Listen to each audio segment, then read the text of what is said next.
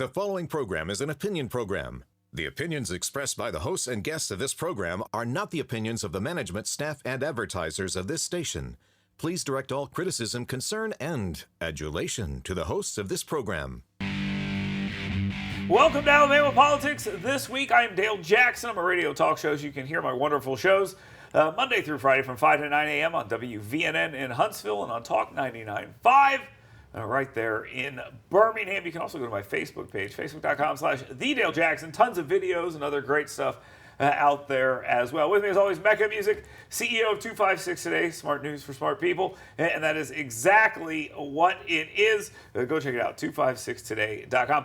Mecca, today we'll talk with Jeff Poore. He's got a lot of stories about what's going on in the state, some education stories, some questions about whether the Alabama legislature is the most conservative in the nation, etc., etc. Then I got a parting shot for you about how, once again, educators are walking themselves into a trap, and the legislature, I think, is going to be more than happy to spring that trap eventually. We'll talk in just a bit about that. But for right now, let's go ahead and get to the 2-minute warning.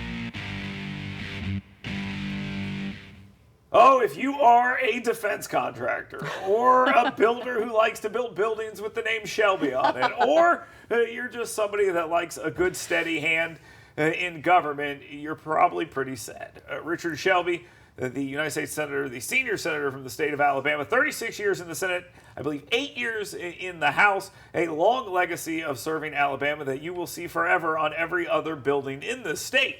It is, I think, fair to look at what he's done in two different ways. And one is the Republicans are working on a deal right now to do a year worth of funding before a GOP House comes in, which would give them more leverage. And he is right in the middle of that. That has frustrated the base conservative voters, including Alabamians and stuff like that. That's one way to look at his legacy. The other way is to say this guy has been a reliable conservative vote on almost every other issue. But when it came to the economy and appropriations and stuff like that, that is his legacy. It's a moderate Republican legacy. People I listen to my listeners all the time complain about him, and then he just destroys every person and takes his handpicked successor and goes, now you. Stop with that. That's not true. It's not true. It's not true. It wasn't his handpicked successor. You know, she was very qualified. Katie Britt, very qualified. You can be handpicked and very qualified at the same time. Okay, listen there. Yeah. The impact that Shelby has, Alabama would not be the Alabama it is today without Richard Shelby. Okay. Deal maker.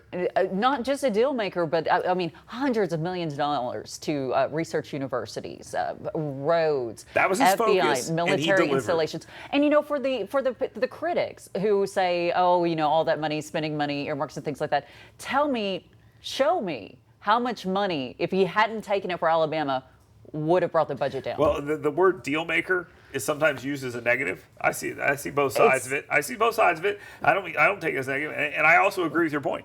Where would that money have gone? His acquisition of national security funding and defense funding for Alabama to produce those goods and things like that has turned North Alabama into a powerhouse, an economic engine. All very good. That's his legacy. And again, like I said, there will be naysayers in the conservative base who will say, oh my God, he does all these things, he does all this other stuff.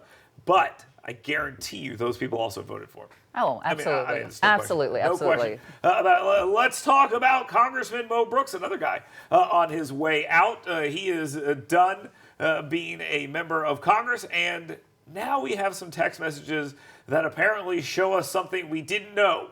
He was the ringleader on January 6th. It came out in an email that people were saying that. And I think about this and I go, yeah. The guy was the first guy to come out and say we're going to challenge these things. Here's why I don't like the way that story was reported. Because Andy was wearing a bulletproof vest. That's which we have addressed. Yes, and the implication in all of this is that he was the ringleader of the riots. And that is and I'm not going to hedge here, that is a lie. Okay, and I can say plenty of words before lie that I think would be appropriate here. Let's not do that. It is a lie. And it is, look, 2000, 2004, and 2016, Democrats challenged the same way that Mo Brooks did, and to pretend that he was like doing something wrong here is so dishonest. Well, I think they're saying the ringleader, what you're saying. Yeah. He was the ringleader of the opposition, of saying, you know, Yeah. that sort of thing. But to tie it to the January 6th, yes, he spoke at the rally, yes, you know, but this is not new news. There's nothing new. There's no news news here. All this is the January 6th Commission going, is that it? And knowing that story is going to fade away and Republicans are about to come in and kill it. So what they're doing is now they're leaking again these text messages. And you'll notice, I found this very interesting. When Elon Musk puts out the Twitter files, the media is like, well, national media is like, oh, well, we can't confirm these. And this is a leak. He's the CEO. It's like, let's talk about this. You know, leak from your company. Yeah. But on this, they're like, this is what he said. This is all. And there might be more. I want to address the bulletproof vest thing just one more time for those who don't know. Yes, do it. Mo Brooks was almost assassinated. And there were threats against his life all the way up until January 6th and beyond. And to pretend that he shouldn't have been wearing a bulletproof vest this day is so stupid. Every person who said it, I think a little bit less of them every day now. Okay, but listen, since you are prone to exaggeration, you need to explain. Like he was. No, I know, but since you personally are prone to it, he was part of the what was it? The softball game. Yeah, what year was that? Yeah, they tried to kill him at the baseball field where he was practicing for the congressional softball game. Okay, yes, like this is a real thing. I don't like to say I'm prone to exaggeration. I'm prone through theatrics. That's also true. Also facts. All right, let's move on to TikTok. This story makes me so sad. It really does, because before Kay Ivey did this, she should have released at least one TikTok challenge. That's all we needed was one TikTok challenge from Kay Ivey. But no, we're never going to get that because Kay Ivey and other Republican governors around the state, around the country, are doing away with TikTok, saying it can't be used on state phones, state computers, etc., which makes complete sense. It's a Chinese intelligence gathering app. It's owned by the state. And that's exactly what it's for. And plus, another thing, I just want people to understand this.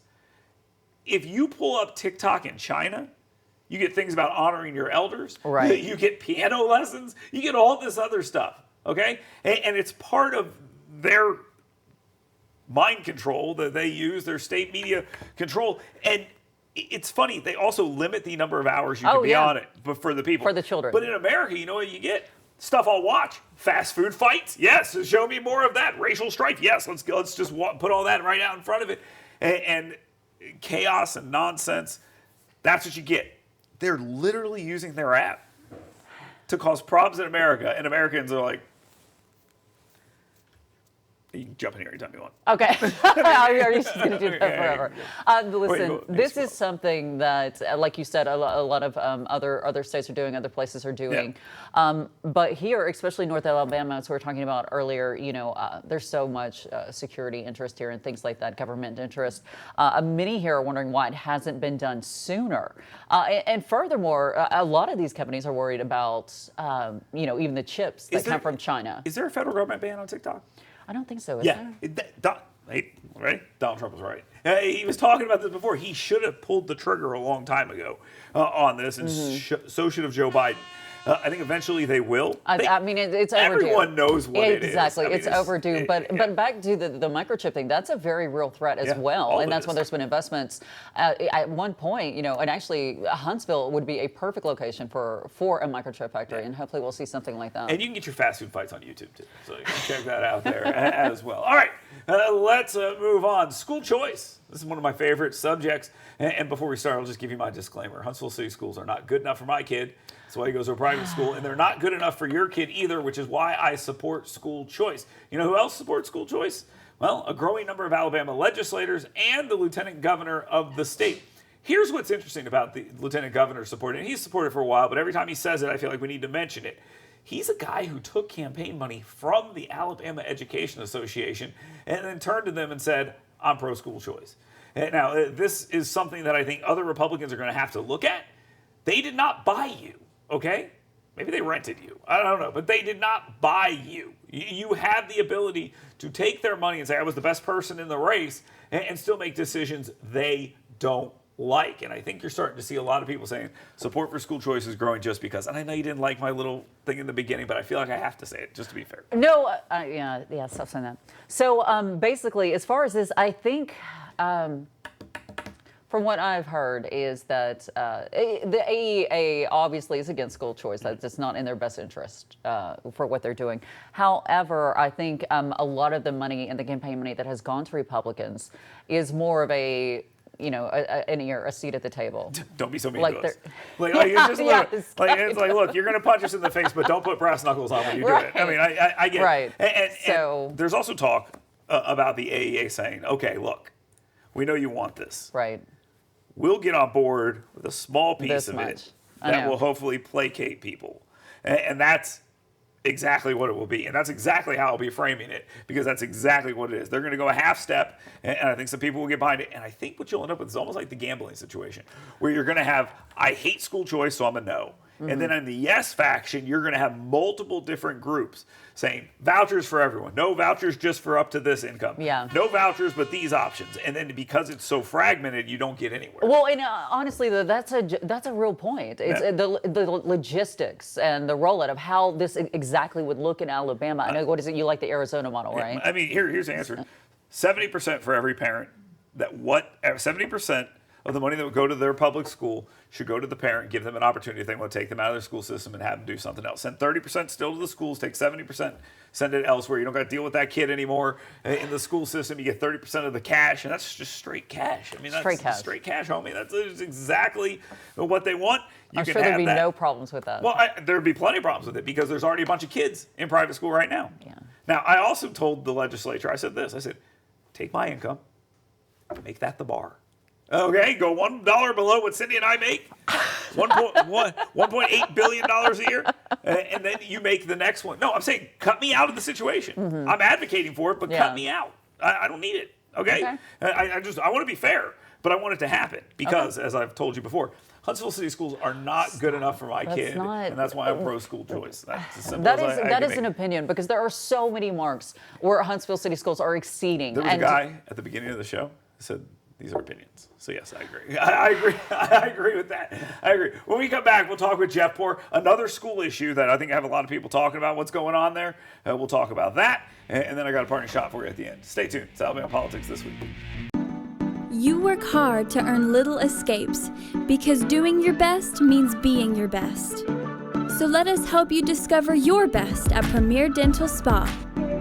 With our unique blend of cosmetic, dental, and spa-like aesthetic services, you'll leave feeling relaxed, refreshed, and renewed.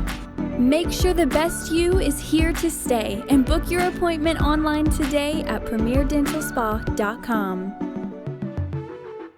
Hey folks, Dale Jackson here for my friends at University Kia. Now look, I love Kias. I've driven plenty of them. I used to have a Kia Sportage.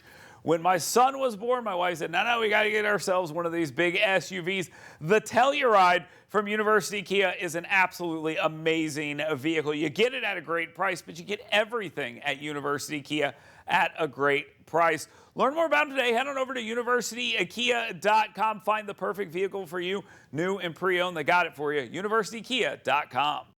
Do you have diabetes? If you have insurance, you may qualify for a new continuous glucose monitor. With a CGM, you can continuously track your levels and trends, spend more time in range, significantly lower your A1C, and share important data with loved ones and caregivers. Most importantly, a CGM eliminates the one thing most people with diabetes hate: painful finger sticks. Take charge of your health. Order your new continuous glucose monitor today. If you take insulin at least 3 times per day, or use an insulin pump, and have seen your diabetes care provider within the last 6 months, you may qualify for a CGM today. We'll do all the insurance paperwork and deliver your new CGM at little or no out-of-pocket cost to you. Most insurances cover continuous glucose monitors, so don't wait. Have your insurance handy and call the CGM Health Hotline now. Want fun, safe, intelligent fitness programming? Want to build muscular strength, cardiovascular endurance, drastically improve range of motion and mobility, and learn proper nutrition to fuel your life with energy and emotional health? Well, come find out why Iron Tribe Fitness is ranked one of the top 5 fitness programs in America. Come find out why personal training and intentionally working on your current movement patterns individually is not only important, it's just another core value that separates Iron Tribe Fitness from other fitness facilities. To learn how to get your 2-week free pass, go to irontribefitness.com. Hey folks, Dale Jackson here, and this is my son Grant. Now, I'm here to talk to you about Top Shelf Customized Cleaning. He's a handful, I'm a handful, and if I want to stay married, I need Top Shelf Customized Cleaning to come and take care of my house. They do an amazing job for me, and they'll do an amazing job for you. Cindy loves them, I love them, Grant loves them as well. Check them out on Facebook, Top Shelf Customized Cleaning. And don't forget, call them today, 256-417-9122. And when you talk to them, make sure you tell them Grant sent you. Welcome back to Alabama Politics This Week. I'm Dale Jackson. With me, as always, Mecca Music. We're going to talk with Jeff Poor from 1819news.com, also FM Talk 106.5 down in Mobile. He's a talk show host there. I made this guy. I put him on the air, so we might as well talk to him right here. Jeff, thank you very much for joining us. I want to talk about some of the reporting there at 1819 News. You guys were all over this story about the teacher at Huntsville City Schools, the drag queen teacher, got into some controversy earlier this year. You guys had a report out this week that talked about some things he had said in the past. I can't even say some of the words here that he had used to describe parents, and he was inserting some of this LGBTQ symbolism into his classroom. And then lo and behold, not because of anything, the guy's retiring, or did retire this week. I mean, just totally happens. I mean, it always happened when I was growing up. Just a totally normal thing, not at all because he always reporting. But what's the latest on that story? Well, I mean, not necessarily a surprise that they're parting ways with Mr. Miller, I don't know if it's Miss Miller or whatever it is.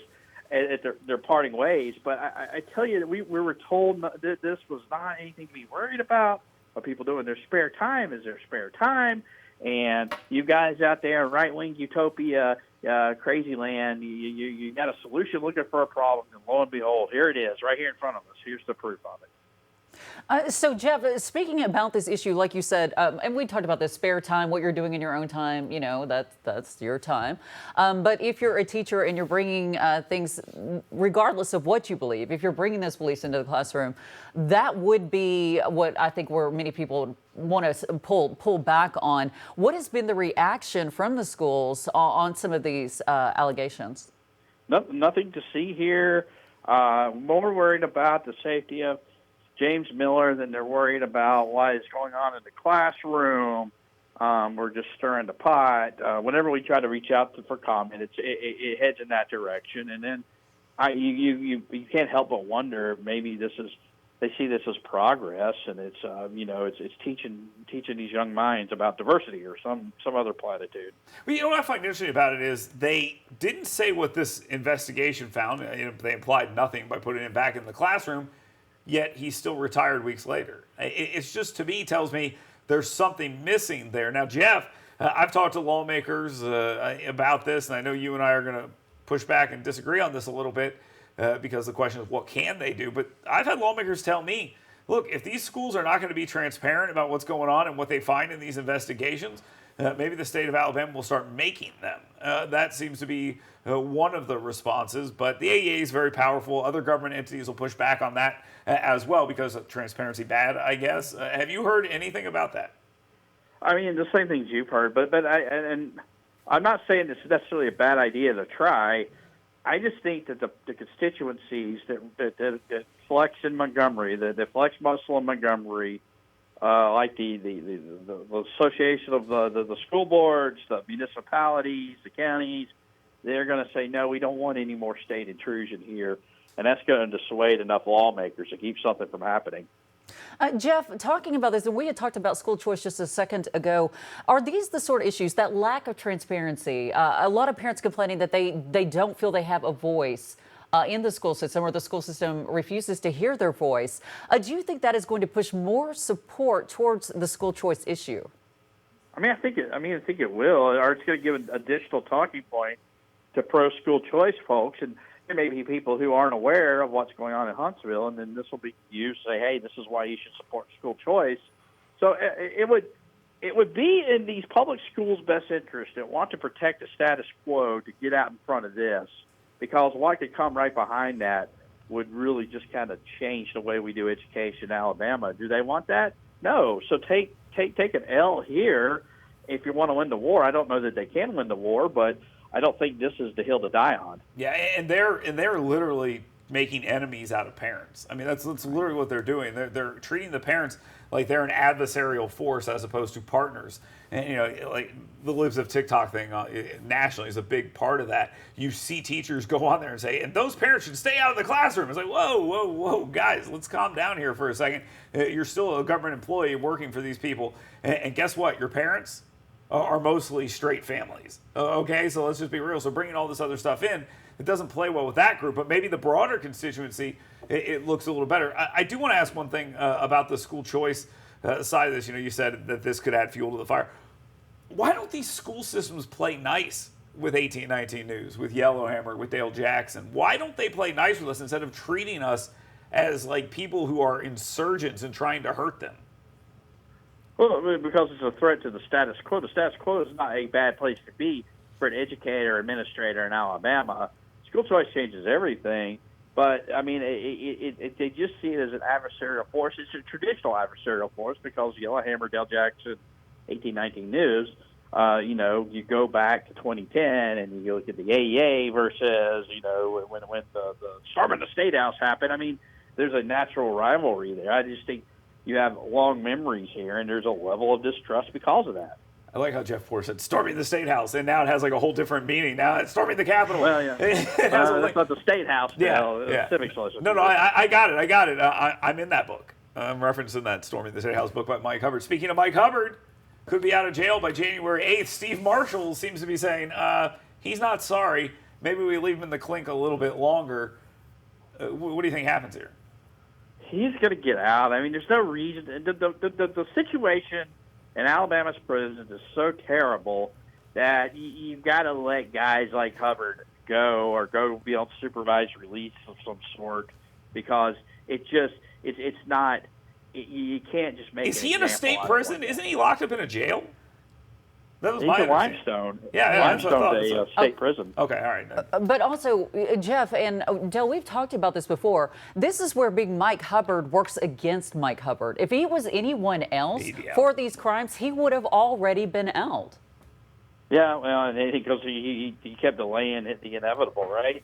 So, I mean, make of that what you will. That's a personal decision, but I just don't think that they could justify keeping him in to make him say I'm sorry or that is. Does that seem fair? That's not the kind of system we have. Yeah, well, that was exactly how Marshall framed it, and that Mike Hubbard wouldn't. If you're not Mike Hubbard, you wouldn't have done this. If you're Mike Hubbard, you may not have been able to do what Mike Hubbard did. I mean, so that's another part of it as well. And like I agree. I think we're all generally in somewhat agreement that the punishment has been meted out. But if they do let him out, what they'll do is they'll say, oh, look, this guy got a sweet deal. He's getting out first. And that's sort of the whole thing. And it's harder to do, Jeff, for Steve Marshall when he's on tape saying, I'm not really sorry. I signed that paper under duress. I'm not sorry. Hey, let's make some money. I mean, it's harder to do that, right, Jeff?